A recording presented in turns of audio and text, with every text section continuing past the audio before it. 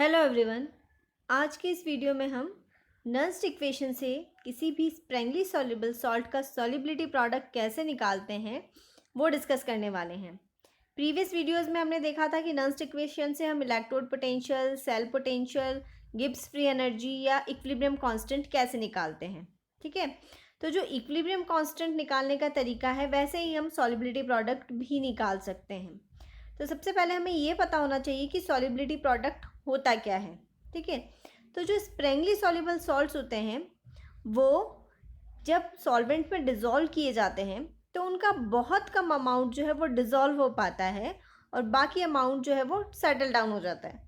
जितनी उस सॉल्ट की यानी स्प्रेंगली सॉल्युबल सॉल्ट की जितनी सॉल्युबिलिटी है उतना अमाउंट तो डिज़ोल्व हो जाएगा, बाकी जो है वो सेटल डाउन हो जाएगा। और स्प्रेंगली सॉल्युबल सॉल्ट की सॉल्युबिलिटी बहुत कम होती है। तो जैसे मान लीजिए हमने ये बीकर लिया, बीकर में यहाँ तक पानी भरा हुआ है। ओके, अब हमने इसमें सॉल्ट ऐड किया। ओके, अब क्योंकि ये सॉल्ट जो है वो स्प्रेंगली सॉल्युबल सॉल्ट है तो इस सॉल्ट का बहुत सारा अमाउंट जो है वो सेटल डाउन हो गया और बहुत कम अमाउंट जो है वो डिज़ोल्व हो पाया। जितना अमाउंट डिज़ोल्व हुआ वो उसकी सॉल्युबिलिटी के बराबर। ठीक है, क्या होता है सॉल्युबिलिटी? मतलब the maximum amount of solute that can be dissolve at particular temperature and at particular amount of solvent.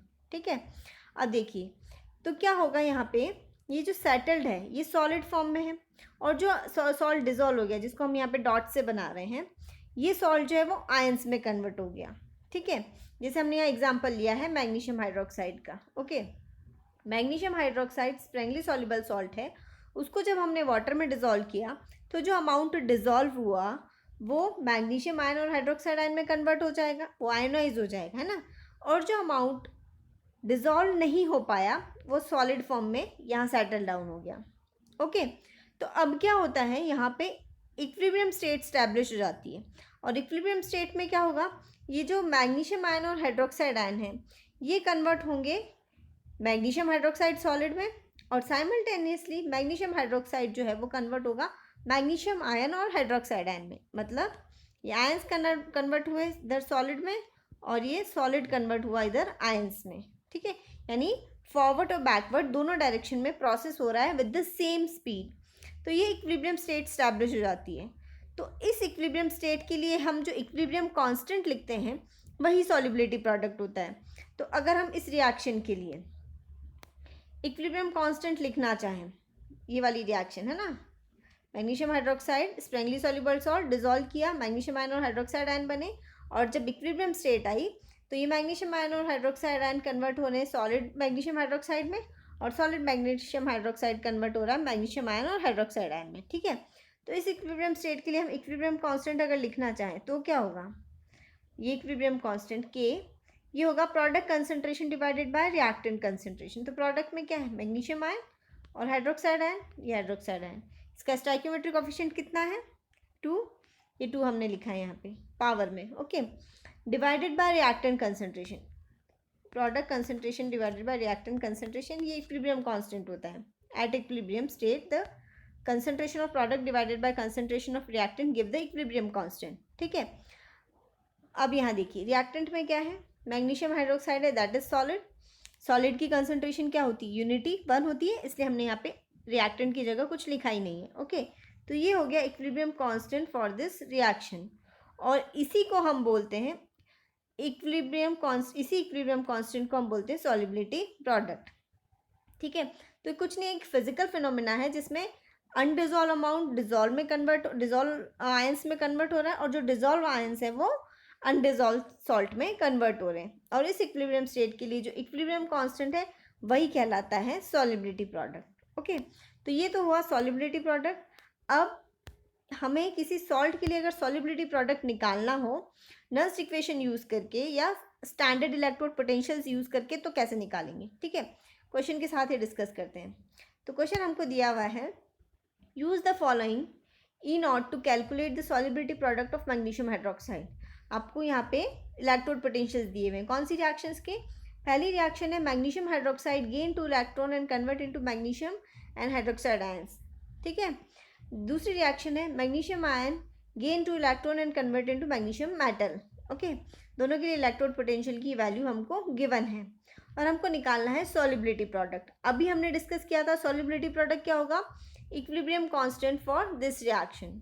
That means magnesium hydroxide को डिजोल्व किया, मैग्नीशियम आयन और हाइड्रोक्साइड आयन बने, और आयंस और सेटल डाउन सॉलिड के बीच में जो equilibrium state establish हुई उसका इक्विलिब्रियम कांस्टेंट।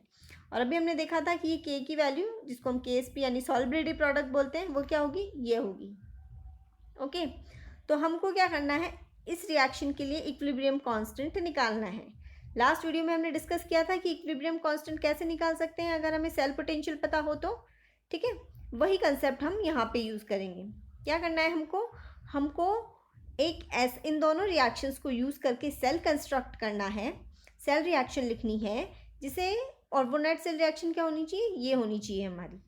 ठीक है, तो देखिए हमारे पास में रिएक्टेंट साइड है मैग्नीशियम हाइड्रोक्साइड सॉलिड और प्रोडक्ट साइड है मैग्नीशियम आयन और हाइड्रोक्साइड आयन। ठीक है, अब हम बनाएंगे सेल के लिए हमें एक लिखनी होगी रिएक्शन एट एनोड और एक लिखनी होगी रिएक्शन एट कैथोड। ठीक है, एनोड पे होता है ऑक्सीडेशन, कैथोड पे होता है रिडक्शन। तो अब आप इन दोनों रिएक्शंस में से एनोड और कैथोड इस तरह से चूज़ कीजिए कि आपको मैग्नीशियम आयन और हाइड्रोक्साइड आयन जो है वो प्रोडक्ट साइड मिल जाए। ठीक है, तो देखिए फर्स्ट रिएक्शन देखते हैं। इसमें हाइड्रोक्साइड आयन हमको किधर मिले हैं, प्रोडक्ट साइड मिले हैं, तो हम इस रिएक्शन को ऐसे ही यूज़ कर सकते हैं, है ना। तो देखिए इस रिएक्शन में क्या हो रहा है, रिडक्शन ऑफ मैग्नीशियम हाइड्रोक्साइड, तो मैग्नीशियम हाइड्रोक्साइड भी हमको रिएक्टेंट साइड मिल जाएगा, हाइड्रोक्साइड आयन भी हमको प्रोडक्ट साइड मिल जाएगा। ओके, तो ये रिएक्शन हम एज सच यूज़ कर लेंगे। और ये रिएक्शन क्योंकि रिडक्शन रिएक्शन है तो ये होगी रिएक्शन एट कैथोड, कैथोड पे रिडक्शन होता है ना, तो ये होगी हमारी रिएक्शन एट कैथोड। तो हमने ये लिख दी कैथोड की रिएक्शन। ओके, अब हमें लिखनी है रिएक्शन एट एनोड। एनोड पे क्या होता है, ऑक्सीडेशन। ओके, अब हमें ऑक्सीडेशन से, अब हमारे पास में एक रिएक्शन में जो जो चाहिए उसमें से हमारे पास में ये आ गया कैथोड की रिएक्शन जब हमने लिखी। तो अब हमें चाहिए मैग्नीशियम आयन, और मैग्नीशियम आयन कैसे बनेंगे, इस रिएक्शन को देखिए, इसका अगर उल्टा हो यानी मैग्नीशियम अगर ऑक्सीडाइज हो तो मैग्नीशियम आयन्स बनेंगे, है ना। तो ये क्या हो जाएगा, रिएक्शन एट एनोड, ऑक्सीडेशन हो जाएगा ना मैग्नीशियम का, तो हमने रिएक्शन एट एनोड ये लिख दिया, magnesium convert into magnesium ion by the removal of 2 electron. ठीक है, तो अब इन दोनों रिएक्शंस को आप ऐड कीजिए, आपकी फाइनल रिएक्शन ये आ जाएगी। ऐड करके देख लेते हैं, ठीक है ना। देखिए यहाँ पे हमारे पास में मैग्नीशियम है सॉलिड फॉर्म में। ओके, यहाँ पे भी है मैग्नीशियम सॉलिड फॉर्म में, तो ये मैग्नीशियम से मैग्नीशियम कैंसिल हो गया। ओके, 2 इलेक्ट्रॉन से 2 इलेक्ट्रॉन कैंसिल हो गए, बचा क्या, मैग्नीशियम हाइड्रोक्साइड वो यहाँ आ गया, मैग्नीशियम आयन वो यहाँ आ गए, और ये हाइड्रोक्साइड आयन बचे वो यहाँ आ गए। तो हमारे पास में फाइनली ये वाली रिएक्शन आ गई। ठीक है, तो अब हम इस रिएक्शन के लिए सेल पोटेंशियल निकालेंगे। ओके, अब सेल पोटेंशियल का फॉर्मूला सिंपल है बहुत, standard cell potential is equal to standard electrode potential of cathode minus standard electrode potential of anode, है ना, ये सेल पोटेंशियल का फॉर्मूला होता है। ओके, अब यहाँ पे देखिए कैथोड क्या था, कैथोड था हमारा ये वाली रिएक्शन, तो हमें यहाँ पे इस रिएक्शन के लिए जो रिडक्शन पोटेंशियल है वो लिखना है, ये रहा -2.69, वो हमने लिख दिया। एनोड हमारा ये था। ठीक है, तो अब हमें इस रिएक्शन के लिए रिडक्शन पोटेंशियल चाहिए, ये रिडक्शन पोटेंशियल ही गिवन है हमको, है ना, तो हमने ये रिडक्शन पोटेंशियल एज सच लिख दिया एनोड का। ओके, अब हम निकालेंगे standard cell potential. Okay, standard cell potential आ गया हमारा ये -0.32 वोल्ट। ओके, अब आगे सेल पोटेंशियल अगर हमें पता हो तो इक्विलिब्रियम कांस्टेंट कैसे निकालते हैं, log K is equal to NE0 upon 0.059, ये फॉर्मूला होता है ना।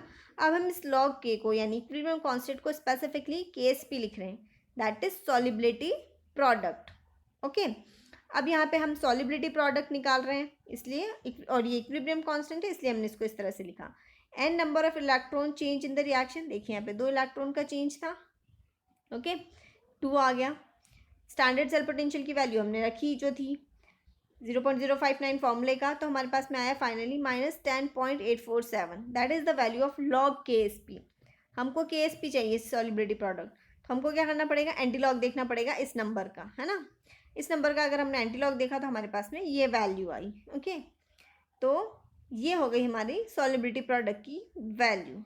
ओके, अब देखते हैं इसी तरह का एक और न्यूमेरिकल, ताकि आपका कंसेप्ट और अच्छे से क्लियर हो। ओके, ये है question, calculate solubility product of AgI from the following data.